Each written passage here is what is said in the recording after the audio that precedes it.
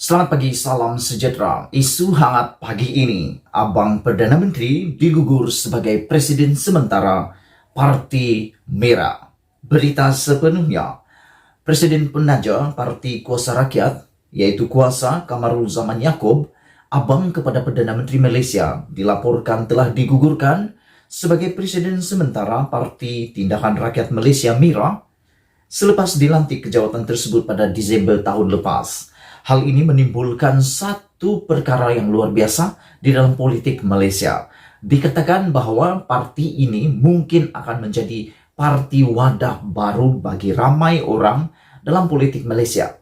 Namun apa yang berlaku dilaporkan pagi ini mengejutkan semua apabila presiden sementaranya itu telah digugurkan. Abang kepada Perdana Menteri ini, yaitu Ismail Sabri Yaakob, digugurkan ekoran isu teknikal berdasarkan perlembagaan parti tersebut. Persoalannya pada pagi ini, apakah isu teknikal yang melanggar perlembagaan parti tersebut? Adakah ini ada berkaitan dengan isu-isu yang berkaitan ROS ataupun sebagainya? Perkara itu dimaklumkan sendiri oleh Presiden sementara yang baru, K. Palanisamy, ketika dihubungi Malaysia kini. Keputusan itu diambil pada mesyuarat pimpinan tertinggi pada bulan 2 hari lalu. Ini karena permohonannya untuk meluluskan parti kuasa masih dalam proses di Jabatan Pendaftaran Pertubuhan ROS.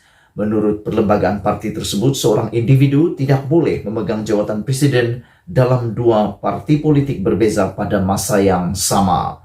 Maka secara lantikan, Kamarul Zaman sebagai presiden sementara menjadi batal dan tidak sah, katanya. Tambahnya, Mira akan mengadakan mesyuarat agung tergempar dalam masa terdekat untuk memilih pucuk pimpinan baru. Sekian dulu isu pada hari ini. Semoga Anda dapat manfaatnya dan jangan lupa tinggalkan komen Anda untuk isu kali ini.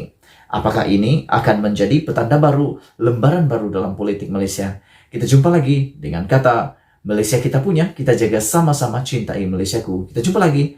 Bye-bye. Hai semua, bagi semua peminat politik, Anda pasti pernah mendengar dengan perkataan ini. Ini semua salah DAP.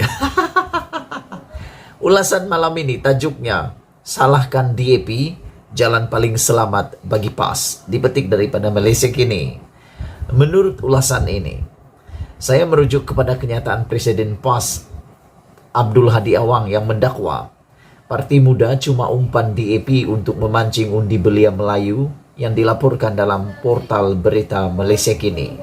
PAS hanya mula diterima masyarakat umum sejak mantan presiden mereka, almarhum Datuk Fadzil Nur, dilantik sebagai pengerusi memimpin Gerakan Keadilan Rakyat, Gerak dan Barisan Alternatif pada tahun 1998. Biarpun PAS bersama Parti Semangat 46 membentuk Angkatan Perpaduan Ummah APU mendepani UMNO dalam PRU 1990, kerjasama tersebut belum cukup kuat untuk mengangkat PAS ke pentas perdana politik Malaysia. PAS masih dilihat sebagai parti politik kampung sebelum itu. PAS hanya mendapat manfaat daripada gelombang reformasi 1998 dan dalam PRU 1999 mereka berjaya menawan Terengganu, mengekalkan Kelantan dan menambah 20 lagi kerusi parlimen berbanding hanya 7 kerusi yang dipor oleh mereka pada tahun 1995. Sejak itu, PAS tidak lagi konsisten bersama Gerakan Rakyat. PAS hanya bijak menemplak kawan dan lawan, melakukan kerjasama politik yang tidak langsung menguntungkan ahli-ahlinya dan rakyat Malaysia secara amnya. Keputusan PAS bersama DAP dan PKR dalam Pakatan Rakyat pada tahun 2008 hanya menaikkan imej PAS buat sementara waktu sahaja dan PAS mempersia-siakannya. Gagal faham real politik pada tahun 2014. PAS tidak lagi menjadi watak penyatu seperti yang pernah kita lihat pada karisma almarhum Ustaz Fadzil Nur.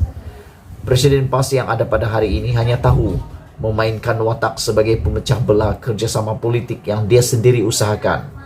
PAS kemudiannya memasuki gelanggang PRU 14 dengan membentuk Gagasan Sejahtera Bersama Ikatan dan Berjasa tanpa memahami real politik semasa. PAS yang dipimpin oleh Hadi Awang ternyata tidak langsung memahami keresahan rakyat waktu itu. Gelombang rakyat di seluruh negara yang menolak kepimpinan BN dan Najib gagal diterjemah sebagai langkah politik oleh PAS. Amat malang sekali ketika itu PAS langsung tidak menyadari langsung yang mereka cuma menjadi watak pemecah belah rakyat yang melakukan penyatuan semua pihak untuk menumbangkan rejim BN. PAS yang hanya menangi 18 kursi parlemen bagaimanapun berjaya mencapai cita-citanya menjadi sebagian daripada kerajaan persekutuan melalui langkah Sheraton, sesuatu yang saya yakin tidak akan sekali dilakukan oleh almarhum Ustaz Fadzil Nur. Membentuk sebuah kerajaan melalui tebu katap, pintu belakang dan bukan dengan jalan terhormat seperti memenangi pilihan raya, bukanlah daripada citra PAS seperti yang pernah diimpikan oleh almarhum Ustaz Fadzil Nur. Malah bukan sesuatu yang sepatutnya datang daripada parti yang mendakwa mereka adalah sebuah parti Islam. PAS dan UMNO yang dikalahkan melalui PRU 14 sebelum itu telah membentuk Muafakat Nasional yang turut menganggotai Kerajaan Perikatan Nasional PN di peringkat persekutuan, namun kini sudah mulai berbala sesama sendiri. Menjelang pilihan raya negeri PRN Johor bulan depan, perbahalahan PAS yang berada dalam PN dan UMNO yang berada dalam BN tidak boleh disembunyikan lagi. Mereka berperang seolah-olah mereka datang dari dua kumpulan berbeza oleh pembangkang dan kerajaan, walhal kedua-duanya di pihak yang sama sebagai sebagian kerajaan di bahagian pusat. Suka saya mencadangkan kepada Presiden PAS supaya berhentilah memainkan watak pemecah belah rakyat. Presiden PAS tentunya tahu yang zaman ini telah banyak berubah, dan anak muda semakin bijak berpolitik. Mereka tidak lagi boleh dibeli dan dipengaruhi dengan amanat seperti 40 tahun yang lepas.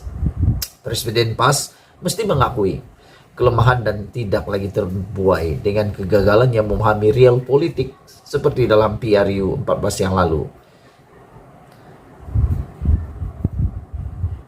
Presiden PAS sadar akan kelemahan partinya dalam menggamit minat anak muda yang lebih memilih untuk bersama gelombang kebangkitan semula rakyat.